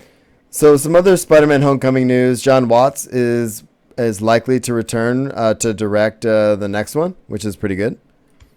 Okay, because everything we're seeing coming out of it so far looks good. Exactly. And Tom Holland says Venom will never appear in his Spider-Man movies, which piggybacks on what we were saying earlier. I hate this comment. I know, me too. Can you guess why I hate this comment? Because Venom is part of Spider-Man? Because he uses the word never. Oh, yeah. I hate young kids' use of superlatives because you can't say never because, I'm sorry, but Tom Holland, you have no control of what goes over in the Spider-Man movies. Oh, I'm so glad that you said that because I have another article in here which I'll just jump to that has to do with him keeping his mouth shut. It turns out he's not very good at it, and I have some Infinity Wars news later that they wouldn't even let him read the script because he has such a hard time keeping his mouth shut about stuff. So. He's a young kid. He's obviously very excited to be part of this franchise. But yeah, saying never is a problem. But also at the same time, they know that it's probably a problem him talking to people. So they got to keep this stuff under wraps, you know. Absolutely. But what I thought was actually interesting is that Nick Fury, the director's idea was, the writer's idea, I can't remember. The idea was that Nick Fury was going to be the mentor. You know, I think this is good because the last we've seen, Fury really hasn't been involved recently. So I think that would have been cool, but I think it only makes sense that it's Tony Stark because, you know, he was the one that brought him in Civil War.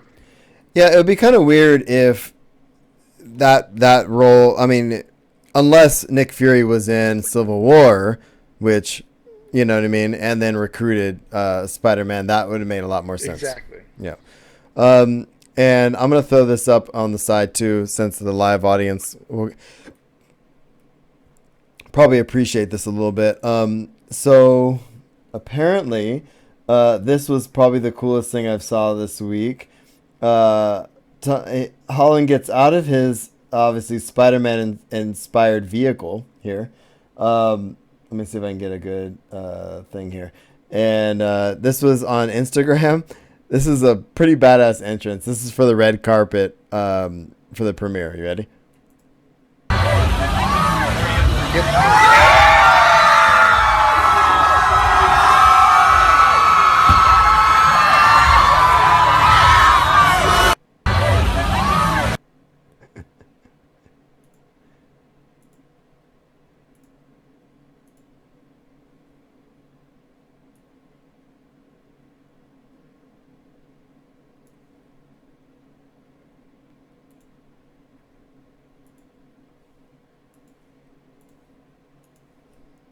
Did you get that? Yeah, that's pretty funny. That was kind of funny, huh?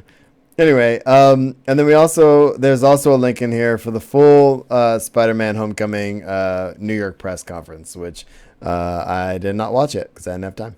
So here we are. Awesome. All right, what do we have to hear about the Punisher? Punisher, it looks like it's going to happen sooner rather than later. They've been done with it, and it's going to hit Netflix. Let me grab the date, but it's happening sooner than we anticipated. Well, originally they were supposed to be the end of November, but then a couple weeks ago we announced that it was pushed to November 14th, which was a Tuesday. So I don't know, is it going to be even earlier than that? Oh, no. It is November 14th. Awesome. Yeah, it's a Tuesday, which isn't usually considered prime premiere real estate. However, it would not be the first time Netflix has ushered a show out on a Tuesday. House of Cards 5th season was on a Tuesday. Stranger Things and The Punisher falls on the weekday. The site may be signaling a permanent shift in that schedule, which might be interesting. Tuesday actually makes more sense because that's when DVDs and stuff drop anyway, right? Yeah, that's the same article we were talking about last week. But yeah, that's I agree. I think Tuesday would be the smarter way to go. Oh, interesting. Arjar actually put in the chat, thank you for that. He said the clip actually started with Spider-Man on the hood driving up. Then he gets off the car, enters the car, and then emerges in his suit. Oh, that's badass. Oh, I missed that part. Okay, that's funny. Yeah, that's even better. Thanks, Arjar. Hang on a second. Oh, my God.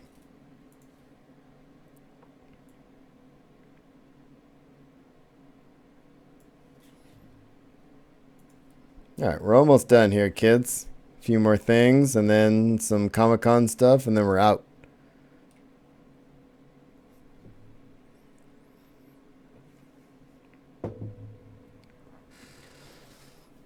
Oh, man.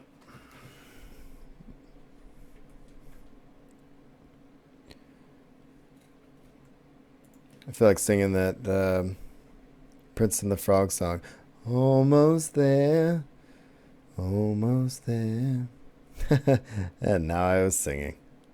I don't know where Will went, but I'm going to start the next thing. So, Ant-Man and the Wasp. Just kidding. You're back. Hi. How you doing, buddy? Yeah, sorry. No, a spider got on the wall, and now Discus is trying to eat it. So. Oh, good. All right, so they're good at that. Ant-Man That's what Wasp. I honestly think that's what cats are for, right? Is to eat spiders. Absolutely. All right, moving on. Ant-Man and the Wasp. The composer for the first one is coming back for the sequel, which is important. And Peyton Reed. Yeah, go ahead. Yeah, absolutely. Anytime you can keep composers is good, but sometimes you can change composers and it's good. Like the Harry Potter series did it really well. Yeah. But anytime you can keep composers, they get that underlying soul behind the music that stays, and that's good. Yeah, exactly. And then Peyton Reed teases Ant-Man and the Wasp news coming soon, which makes sense. We're gonna get more news, but we figured they were gonna get some news dropping for D23. So. Yeah, and I hope so. I'm looking forward to that movie. I actually, unlike some other people out there, I actually really enjoyed the first one. So. Oh, so did I, and I'm really looking forward to the new one. All right, so Infinity War news. Almost done with production, which is important. Yeah, so, I mean, it's coming out next summer. So, especially with a movie this size, too. I mean. Yeah, it's got to be wrapping up production soon, so into post-production and then all that stuff. So, they're going to be taking time off over the holidays, so it makes sense they're wrapping it now. Plus, almost everybody in it is going to be going to Comic-Con for something or other, so that's another week out of it. And so then D23. So once you get into the big part of con season, you're going to have to be wrapped up before then. Yeah, exactly. So speaking of Spider-Man, Kevin Feige, he talked about Spider-Man's role in Avengers Infinity War. He said it's basically about the same amount that he was in Civil War, which isn't a whole lot, but definitely something, right? Well, yeah, but when you have 63 individual people in the movie, it's, not everyone's going to get a ton of screen time. Yeah, to me it sounds like all of them are going to have about that much screen time. And also, I already talked about him reading the script. And then Scarlett Johansson teases a little bit of a Black Widow and Hulk relationship in Infinity War as well. But again, I think she alludes to the fact it doesn't go well, which makes a lot of sense too. But we also don't know what happens in Thor Ragnarok yet. And we're going to get that before. Well, honestly, I mean, because we know there's something going on in Avengers Age of Ultron. And then of course Hulk wasn't in Civil War. I honestly think that he goes out into space as a reaction to getting his heart broken with Black Widow and, makes sense. And not wanting to tear up Earth with a broken heart. Yeah, I got you on that. Guardians Volume 3. There's a cocoon in a post-credit scene in the collector's warehouse, and apparently that is supposed to be the name just flew out of my head, the character we don't know anything about, you and I both, but people do. 1 second.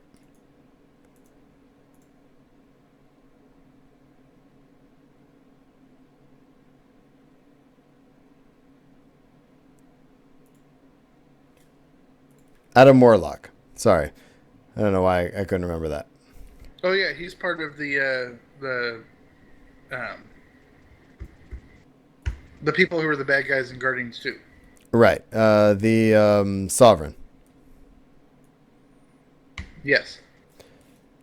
Yeah, so that basically solidifies Adam Warlock for Volume 3, which is cool. And speaking of Guardians of the Galaxy Volume 2, the soundtrack, or we're into merchandise now, is available on cassette, which I think is badass. I have a link in the show notes for that. And Hasbro put out... that's awesome. Yeah, and Hasbro put out a Thor Ragnarok toy line, which looks pretty darn cool, too. Yeah, you knew toys were going to be coming out for that, so... No, for sure. Real quick, SMOD news, and I just threw this in right before conventions really quickly.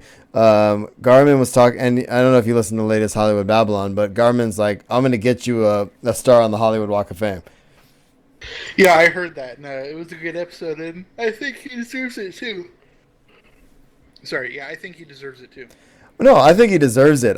I'm wondering if... and they listed off all the people that, and we only listed off 2 tonight, obviously, Linda Carter and Mark Hamill, but there's a whole bunch of people that are getting their stars on the Hollywood Walk of Fame. But I think Smith deserves it. He doesn't think so, but Garmin does, and Garmin was the one who got Adam West's star on the Hollywood Walk of Fame, so it would be fitting to get his buddy up there too. I think it'd be fun. Yeah, I completely agree. All right, man, let's get to convention news and get out. All this stuff's going to happen pretty quick, but the main thing, first of all, D23, there's a whole bunch of Funko unveiled a bunch of Star Wars and Marvel exclusives just for D23, and I'm going to throw this up here real quick.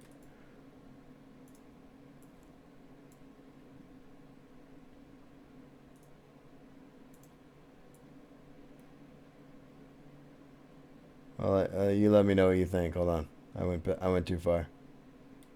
Yeah, it's actually kind of funny that they're announcing them now because they already announced the Funkos for Comic-Con last week, and D23 is their first, so it's kind of funny they're releasing it later. No, I agree. I'm just gonna leave that up there just for a couple of minutes. Look at that. Aren't those awesome?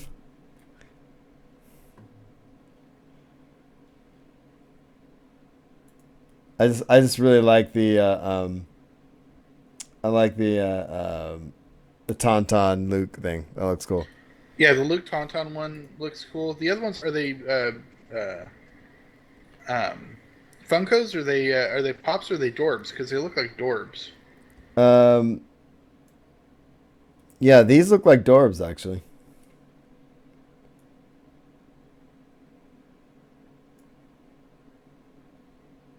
I don't know. Don't have a whole lot of info on those, but it is what it is. All right, man. So San Diego Comic-Con. Let's talk about our Puck Cantina. Hashtag yeah, Pucked. I just looked at it. I just looked at them. Go ahead. They are Dorbs. Awesome. Yeah, I want all of them, but no one's gonna buy them for me, so there's that.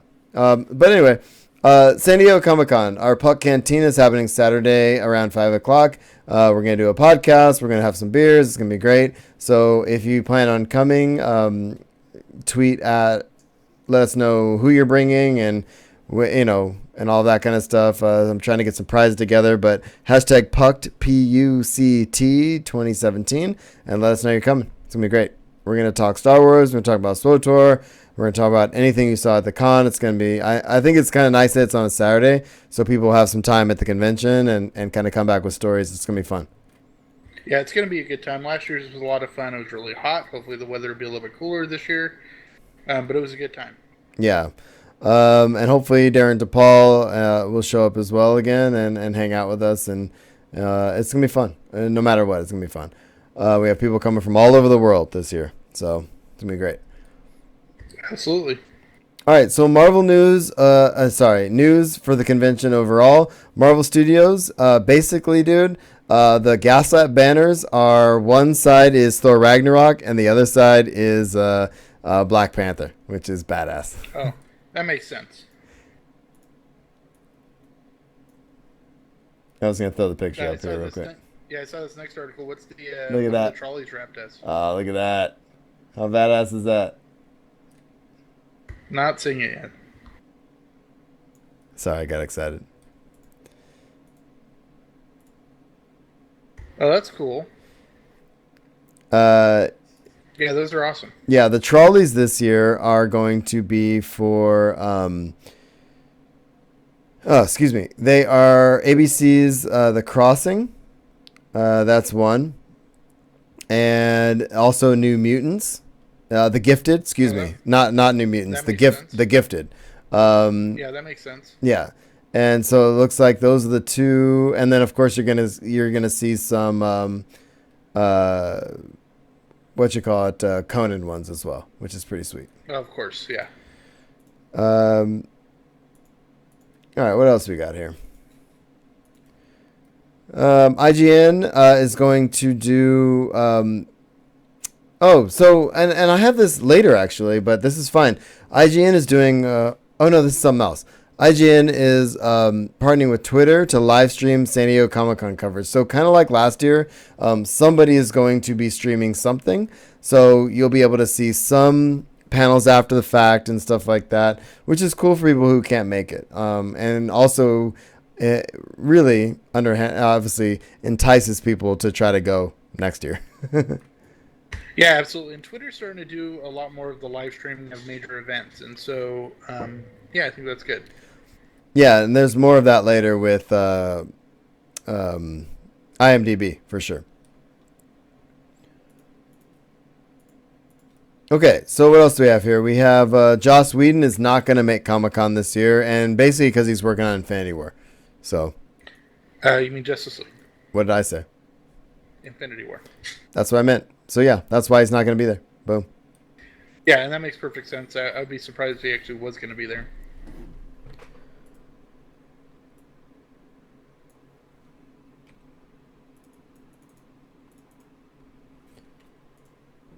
Sorry, I'm having some issues here. Okay, I can tell. Okay, whatever. Let's move on. So I kind of split this stuff up into, this is kind of the announcements / help section. So I've got some guides in here. I'm going to gloss through this really quick, but if you're listening to this and if you really want to, if you're coming to San Diego Comic-Con, and especially for the first time, it's super important that you check out some of this stuff because this will help you. There's a link in here that talks about how to make the best of your Comic-Con time if you go by yourself. And honestly, I've done Comic-Con sort of by myself before. I've met up with people and stuff like that, but that year you couldn't make it, I kind of soloed it. And I met up with folks. I met up with my brother a couple days later, but honestly, I did a couple days pretty much by myself. But it's a lot of fun because it talks about, obviously you meet up with people, you talk about people, you talk to people in line. We're all there for kind of the same purpose. You know what I mean? So the link in the show notes I have is kind of cool. Just some stuff to do by yourself, which is neat. Yeah, so it's always fun to talk with people in line because you're with each other for a couple hours. And like we had some good times with some people that we met in line for Fat Man on Batman last year. Yeah. And that was a lot of fun. Exactly. I mean, I don't think there's a single line I've been in, and I've been in a lot of lines at Comic-Con where I haven't talked to people around me and met them, and you know, you pass business cards and you meet up later, you get a drink or something like that. We've met some really interesting people. Remember that year we met those guys and ended up on that boat? Yeah, don't go on anybody's boat. No, it depends on who they are and how much they've had to drink. Let's leave it at that. That was a little creepy. It was pretty funny though. Anyway, so the Guild is obviously Felicia Day and Geek and Sundry's whole deal. They're bringing the entire cast and a special 10th anniversary poster to San Diego Comic-Con, and apparently they're going to do a 2-hour signing as well, which I'm pretty stoked about. We got to figure out when that is and line up early because I want to be part of that for sure. I'm going to give her socks again. Well, I hope they announce the price because remember the first time we got autographs from them? You know, we went to their event and we had we got the Jeff Lewis signed mouse pad, but then we went to them at the sales pavilion and we were in line. All of a sudden, it was $40. Well, and that's if they're in the sales pavilion again, that's something else. But if they're doing an offsite or something like that, that's something else. So we'll wait for that and see what happens. So. I mean, pretty much everything in the sales pavilion costs some money in one way, shape, or form. Right. I've got two things in here to help, especially new folks and people coming for this year. Obviously, SCCC unofficial blog, they update this every day. And today was one of those days where it updated like 20 times. But they're announcing a ton of panels for Comic-Con 2017 and autograph signings as well. Everything from planning our schedule. Yeah, and it's really happening, dude. There's Game of Thrones and Walking Dead and everything you'd expect. Everything under the sun is being updated right now. So we'll kind of break that down, I think, the next time we record, which will be literally a couple days before we go to Comic-Con. So when all that stuff gets solidified, we'll kind of talk about what we're excited about, where we're going to try to go, and we'll give us some time to kind of break that down. I think that's a good idea, right? Yeah, absolutely. And I'm guessing we're going to miss the Archer panel again. Oh, we're going to miss a lot of things. But that's the nature of the beast, you know? We've never made it to an Archer panel yet. We might as well keep our streak alive, dude. Absolutely. All right, man. So Jurassic World Fallen Kingdom basically will not make Comic-Con. There was a rumor that it was going to happen, but it is not. I don't know why. There we are. Yeah, well, I also don't think it's going to be ready before next year's Comic-Con. So that's a good point. It just makes sense that it come out for next year's. Yeah. And Batman Harley Quinn movie, that's going to premiere at San Diego Comic-Con. And they've done this before with the animated stuff. And I'm looking forward to that. I doubt we'll catch it, but if we do, that'd be sweet. So yeah, they did the same thing with Killing Joke last year. Exactly. And let's see. There's also a guide in here from the same blog that helps with the autograph ticket drawings in the sales pavilion. So like Will was talking about a couple minutes ago, if you're trying to get a signing in the sales pavilion, there's a whole process involved. So this post kind of breaks it down. You have to draw, you have to stand in line, then you draw, and then you hope you get it, and then you come back later. It's a whole thing. So that'll help you. Yeah, last year we did it, and we got to meet the cast of Frequency. Yeah, that was really cool. Yeah, I'd like to actually try to do one more thing like that this year. That'd be neat. Yeah, it sounds good. All right, so offsite stuff. Amazon is coming back. They're going to have a tick panel and an offsite thing, which I think is pretty darn cool. Yeah, I'm hoping Amazon's also going to bring Lore, which I haven't heard anything about, but that's the podcast I really like, and they have that show's coming out this fall. So yeah, that'd be cool. Then we also have Game of Thrones, and Westworld they're gonna have offsites. Oh my god. Okay, we are so definitely going to Westworld. Okay, you say that, and we've said that about Game of Thrones. Do you remember the Game of Thrones line in the last 2 years? Do you remember? Yeah, that was ridiculous. Wrapped pretty much around the block twice almost. I mean, not really, but might as well have been. Picture a city block with an entire line almost touching itself on the other side. That's Game of Thrones. Yeah, that was pretty big. I'm imagining Westworld's going to be the same, but I don't know. I would love to see Westworld, to be honest with you, but I'm not going to wait all day for it. I'll tell you that right now. Well, you don't like waiting much at all anyways. Oh, how dare you. Okay, moving on. Kong Skull Island is also going to have an offsite, which is pretty darn cool. I think there's some sort of activation scavenger hunt thing involved. And then, cool. Like we talked about earlier, IMDb is going to have their boat again this year. And Kevin Smith is going to be interviewing a bunch of people on the boat all day, all week. And there's something else going on that you think would be interesting that you might want to try to do. What do you think? Yeah, well, they have a couple of different things. You can actually attend the boat. You have to, take your picture and use a specific hashtag, and you might get on the boat for. I think they have a 2-hour thing on the boat. But they're also Kevin Smith is going to be hosting a trivia contest in about superhero movies, and I want to say it's room 6E. But I would definitely like to be part of that. Yeah, we got to figure out what day that is. I would love to see that too. That looks fun. All right, let's wrap this up with exclusives, man, and get out. So, San Diego Public Library is doing exclusive library cards. I mean, how cool is that, right? Well, they've actually done that the last few years. Have they? And yeah, and actually, if I remember correctly, and the last few years. the local hotels also tend to do exclusive cards like last Right, year. right. We got like Arrow and Flash and stuff. Yeah, totally. And then on top of that, of course, Petco is doing some exclusive swag if you want to decorate your pet for some reason, I guess. Funko Pop is doing a pop-up shop, which is going to be insane, of course, because everybody wants their Funkos, right? Yeah, it will. It's going to be nuts. And then I just put the link in the show notes here to Funko's Comic-Con exclusives, updated as of basically today. And they have like 10 waves. Like they have a Star Wars wave, they have a Disney wave. They're doing the Lord of the Rings wave. There's a whole bunch. I'm waving to you right now. That's a lot of waving. But yeah, man, if you're into Funkos, there's plenty of stuff out there. You just got to be willing to fight for it, honestly. Absolutely. All right, man. Anything else you want to say about Comic-Con before we get out of here? No, we're coming down to the wire here. Like I said, we're not going to be recording next week, so a couple weeks we'll have our last episode before the con, and then the next one is actual con day. So we're getting close. Yeah, and I didn't say at the top of the show, which I should have, but I am out of town next week, so with a vacation with the family, so we won't be recording next week, but we will be recording right before Comic-Con. And we will be recording at Comic-Con at our Pucked Cantina. So I can't wait for that. It's going to be exciting. So yeah, it's going to be a great time. And don't forget, get your T-shirt submissions in. And if you're watching live, get them in by Monday, and we'll find out what our shirt for the canteen is going to be.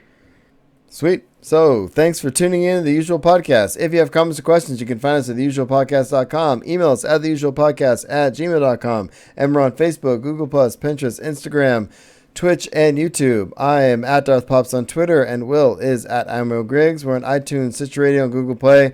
So take time, share us, and like us, and all that kind of stuff. If you want to support the show, we are at patreon.com/usualpodcast. If you give us $1 or $2 an episode, you get trailer time, which we did earlier tonight as an exclusive video. And also blooper reels for every show, early access to the show, and that kind of thing. And we have more stuff coming down the line. And audibletrial.com/usualpodcast if you want a free audiobook on us. I am reading the Reckoners trilogy by Brandon Sanderson right now, and it's very, very good. You get all that for free.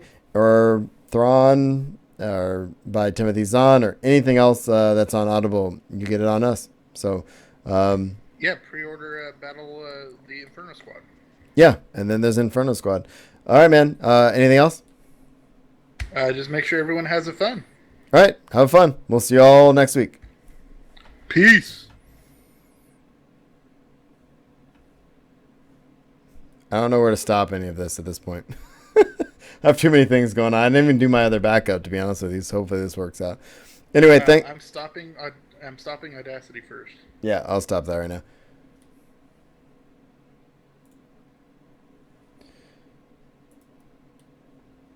Oops. All right. Thanks, chat room. We will see you all next time. Thanks for being there.